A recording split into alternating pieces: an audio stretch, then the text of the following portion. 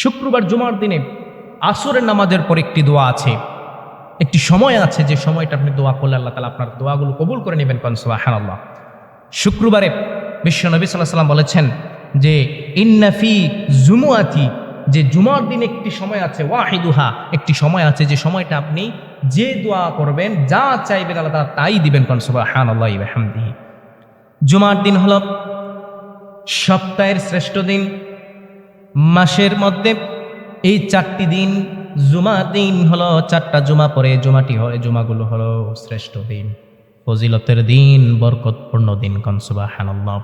এই জুমার দিনের আল্লাহ তাআলা বলেছেন, এই জুমার দিনে একটি সময় আল্লাহ তাআলা দোয়া কবুল করে নেন। বিশ্বনবী সাল্লাল্লাহু আলাইহি ওয়াসাল্লাম বলেছেন, আসর নামাজের পরে যদি কোনো বান্দা কোনো বান্দি এই দোয়াগুলো 21 বার পড়তে পারে, কয়বার? 21 বার যদি এই দোয়াটা পড়ে, সে আল্লাহ তাআলার কাছে হাত তুলে যা চাইবে আল্লাহ তাআলা তাই দিয়ে দিবেন। কোন সুবহানাল্লাহ।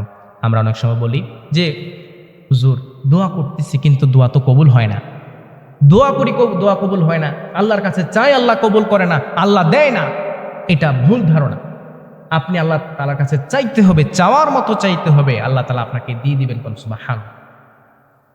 জুমার দিয়ে যদি আপনি আসর নামাজের পরে, আসর নামাজ পড়ে যে স্থানে বসে আছেন সেই স্থানে বসে যদি আপনি 21 বার এই দোয়াটা পড়তে পারেন, পরে যদি আল্লাহ তাআলার কাছে চাইতে পারেন, আল্লাহ তাআলা আপনাকে দিয়ে দিবেন। কোন সুবহানাল্লাহ।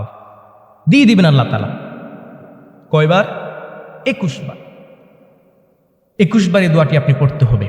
যদি পড়তে পারেন তাহলে আল্লাহ তাআলা আপনাকে যা চাইবেন তাই দিবে। আমরা আল্লাহ তাআলার কাছে অনেক কিছু চাই, কিন্তু এমনও মানুষ আছে যারা আল্লাহ তাআলার কাছে না চেয়ে কি করে?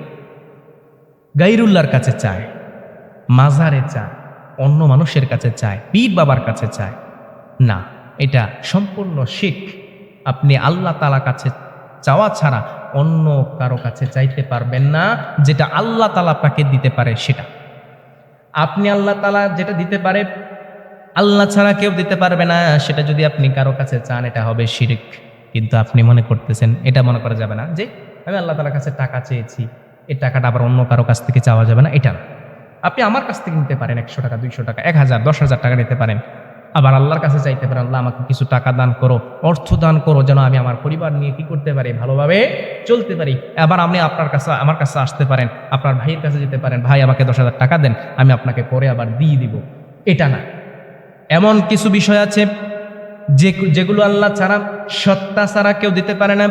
গায়রুল্লাহর কাছে যদি আপনি চান তাহলে এটা হবে শিরক, শিরকে আসগর, শিরকে আকবার। লা তুশরিক বিল্লাহ। কোরআনে আল্লাহ তাআলা বলছেন তোমরা শিরক করো না, ইন্না শিরকা লা যুলমুন আযীম। অবশ্যই অবশ্যই নিশ্চয় শিরক হলো মহা একটি গুনাহ, একটি অপরাধ, জঘন্যতম একটি অপরাধ। এই গুনাহ থেকে আমাদেরকে বেঁচে থাকার তৌফিক দান করুন সকলে প্রিয় আমিন। তাহলে আপনি শুক্রবারে জুমার দিনে আসর নামাজের পরে এই দোয়াটি পড়বেন 21 বার। দোয়াটি হলো আপনি আল্লাহ তাআলার কাছে দোয়াটি পরে পড়বেন, আল্লাহুম্মা সাল্লি আলা সাল্লাল্লাহু আলাইহি ওয়াসাল্লাম, আল্লাহুম্মা সাল্লি আলা সাল্লাল্লাহু আলাইহি ওয়াসাল্লাম, এতটুকুই। আল্লাহুম্মা সাল্লি আলা সাল্লাল্লাহু আলাইহি ওয়াসাল্লাম। এই দোয়াটি আপনি যদি পড়তে পারেন কয়বার? 21 বার। আল্লাহুম্মা সাল্লি আলা সাইয়্যিদিনা ওয়া নাবিয়িনা ওয়া শাফিয়িনা ওয়া হাবিবিনা ওয়া মাওলানা মুহাম্মদ সাল্লাল্লাহু আলাইহি ওয়াসাল্লাম, এটাও পড়তে পারেন। অথবা আপনি পড়তে পারেন আল্লাহুম্মা সাল্লি আলা সাল্লাল্লাহু আলাইহি ওয়াসাল্লাম। এই দোয়াটি যদি আপনি পড়েন তাহলে আল্লাহ তাআলা আপনাকে কি করবেন? আপনি 21 বার পরে যদি আল্লাহর কাছে চাইতে পারেন, আল্লাহ সব কিছু দিয়ে দিবেন। কোন সুবহানাল্লাহ।